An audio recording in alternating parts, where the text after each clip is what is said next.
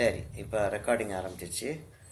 இப்போ என்ன செய்கிறோன்னா தண்ணி இருக்கிற மாதிரி கொஞ்சம் லேசாக காட்டுறோம்.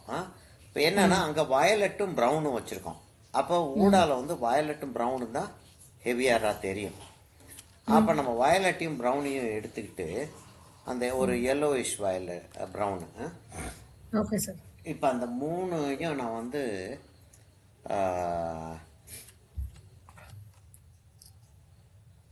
மூணையும் எப்படி அதை கம்பைன் பண்ணுறேன் அப்படின்றத பார்க்கணும். நம்ம வந்து ப்ரஷியன் ப்ளூ யூஸ் பண்ணலாம். பிளாக் ஜென்ரலாக யூஸ் பண்ண மாட்டோம். ஆனால் நமக்கு இப்போ சரியலிசம் அப்படின்றப்ப வந்து என்ன வேணாலும் போகுது. என்ன கலர் வந்து அழுக்காயிடக்கூடாது. நமக்கு வந்து இப்போ வந்து பியூரிட்டி ஆஃப் ஆர்ட்னு ஒன்று இருக்குது. அதாவது இப்போ நம்ம அகடமிக்காக வேலை பார்த்துக்கிட்டு இருந்தோம்னா ஒரு ஸ்டடி பண்ணுறோம் அப்படின்னா நம்ம வந்து ட்ரேசிங் பண்ண மாட்டோம், கட்டம் போட்டு வரைய மாட்டோம். அப்படியே நம்ம கண்ணுக்கு என்ன தெரியுதோ அதை கையில் அப்படியே வரைஞ்சி பார்க்கறது தான் வந்து ஸ்டடின்னு சொல்லிட்டு சொல்லுவோம். அது பியூரிட்டி ஆஃப் ஆர்ட். இப்போ வந்து இப்போ ஒரு சப்ஜெக்ட் மேட்ரு ஒன்று செய்ய வேண்டியிருக்கு. ஒரு எக்ஸிபிஷனுக்காக நம்ம வந்து ஒரு 15 பெயிண்டிங் செய்கிறோம். அங்கே வந்து அந்த 15 பெயிண்டிங்கும் நல்லா இருக்கணும். ஒன்று எல்லாரும் பார்த்து ரொம்ப நல்லா இருக்குது. அப்போ டெக்னிக்கில் வந்து பியூராக இருக்கணும், நல்லா இருக்கணும். நம்ம ட்ரேசிங் பண்ணி செஞ்சாலும் யாரும் கேட்க போகிறது கிடையாது. ட்ரேசிங் பண்ணி செய்கிறது ஒன்றும் அப்படி ஒன்றும் ஈஸியான காரியம் கிடையாது. இல்லை எடுத்துக்கிறோம். ட்ரேசிங் பண்ணி செய்கிறது வந்து அப்படியே யார் வேணாலும் அப்படி செஞ்சுட்டு போயிடலாமா? ஏன் எனக்கு இது லைட் இல்லை உங்கள் ஃபேஸில்? ஆமாம், அது ஏன் அப்படி இருக்குன்னு தெரியல எனக்கு. சார்ஜ் இல்லையா சார்? சார்ஜ் எல்லாம் இருக்குமா?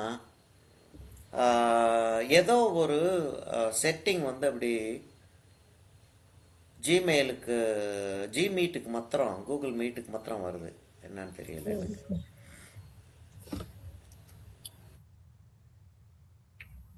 Host controls, meeting moderation, host management, restrict what is contributed.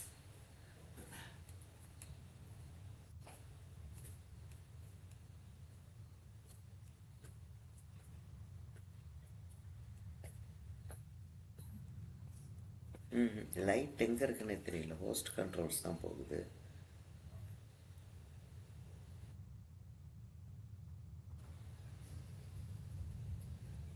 இல்லை லைட்டு சரி, அது போனோம் அப்படின்னா அது டைம் இழுத்துக்கிட்டே போயிட்டே இருக்கும். ஓகே சார், அது வேண்டாம். நம்ம இப்போ என்னன்னா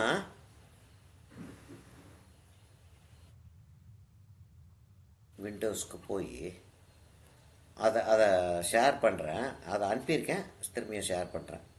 ஓகே சார்.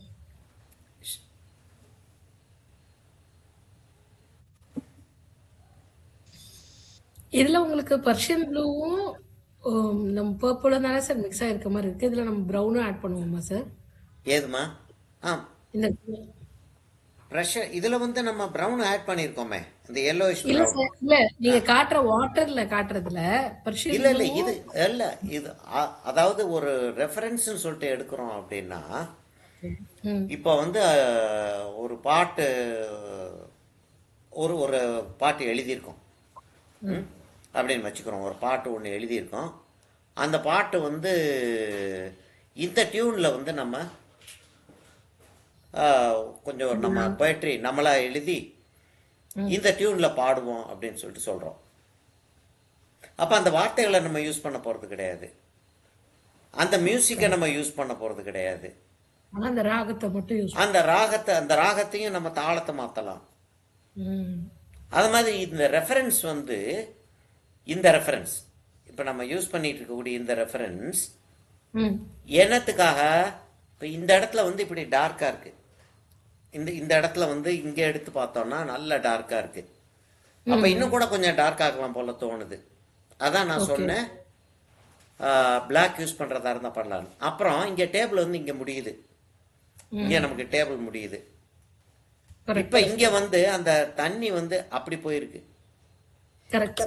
அந்த தண்ணி வந்து அந்த டேபிளை ஸ்ட்ரெயிட் லைன் அப்படி வளைக்குது. அப்போ நம்ம இங்கே வந்து அந்த டேபிளை வந்து இப்படி வளைக்கலாம். Super sir. அப்புறம் இந்த தண்ணியோடைய டாப்பில் வந்து இங்கே ஒரு டார்க் லைன் வருது, கொஞ்சம் லைட் லைன் வருது, அங்கே கொஞ்சம் டார்க் இருக்குது, இங்கே லைட் இருக்குது, அங்கே லைட் இருக்குது. அதெல்லாம் நம்ம வந்து கொஞ்சம் மேனிப்புலேட் பண்ணி செஞ்சுக்கலாம். ஓகே. அதுக்காகத்தான் இதை யூஸ் பண்ண போகிறோமே தவிர வேறு எதுவும் கிடையாது. ம். இப்போ என்ன செய்யறான்னா, இப்போ அதே வந்து என்ன செய்யறோம், அங்கேருந்து கொண்டு வந்து இப்படியே கொண்டு வந்து அதை வந்து அப்படி ஏற்றுறோம். அப்படி ஏற்றுற மாதிரி ஏற்றலாம் அப்படின்னு சொல்லிட்டு பிளான் பண்ணிடுறோம். பிளான் பண்ணியாச்சுன்னா இந்த இடம் அப்போ டார்க்காக இருக்கக்கூடாது இல்லையா? இந்த இடம் கரெக்ட். டார்க்காக இருக்கக்கூடாது. அப்போ அந்த அந்த இதை பார்த்து தான் நம்ம வந்து அதை செட் பண்ணுவோம். சரி, இப்போ இந்த ஷேரிங்கை ஸ்டாப் பண்ணிடுவா. ஸ்டாப் பண்ணிருங்க சார். ஓகே. இப்போ என்ன செய்கிறேன்னா அந்த இடத்த எடுத்துடுறேன்.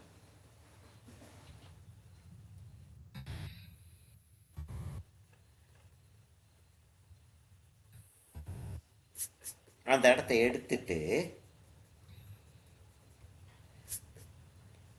இந்த இடத்த நான் இங்கே டார்க் ஆக்கியிருக்கேன் இல்லையா, இதை இன்னும் கொஞ்சம் டார்க் ஆக்கிக்கிட்டு, ஏன்னா அப்போ தான் வந்து எனக்கு எஃபெக்ட் வரும்.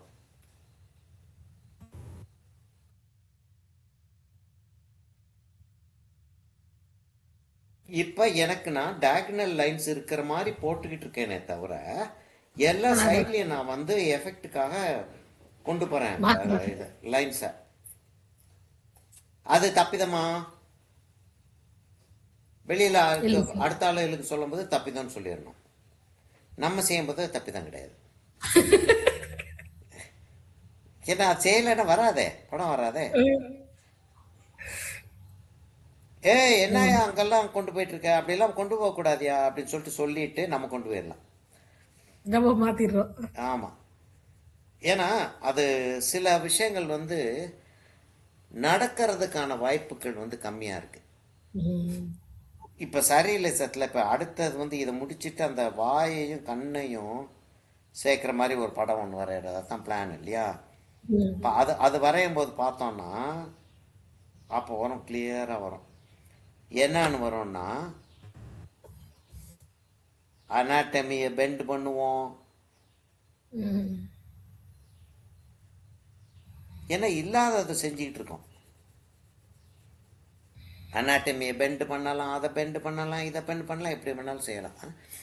இப்போ நான் வந்து இந்த இடத்த நல்லா டார்க் ஆக்க போகிறேன்.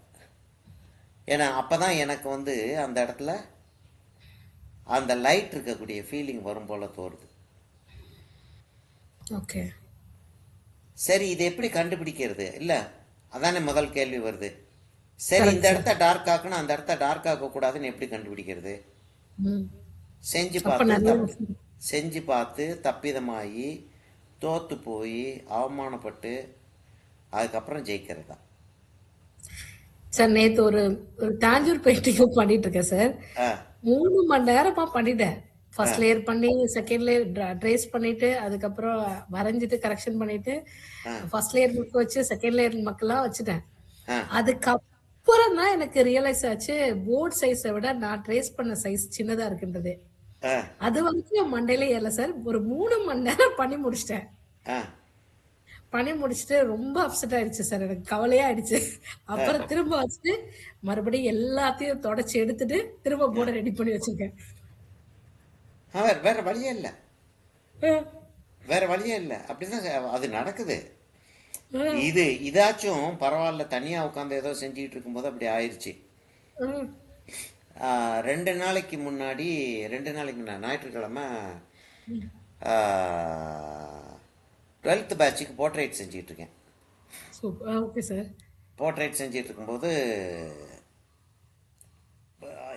என்னமோ ஒரு அப்செட் ஆயிருச்சு. எதனாலன்னு ஞாபகம் இல்லை எனக்கு. ம்.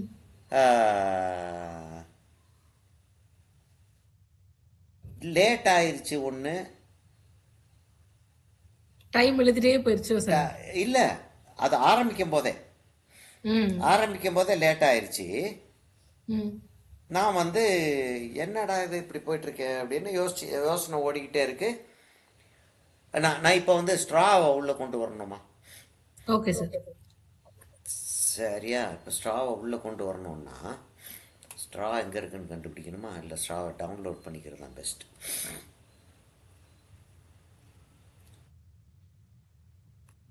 ஏன்னா இது உள்ளே போய் சார் ஒரே விஷயம் சார், சாதத்தை வடிச்சிட்டு வந்துடுறேன் சார். சரிம்மா.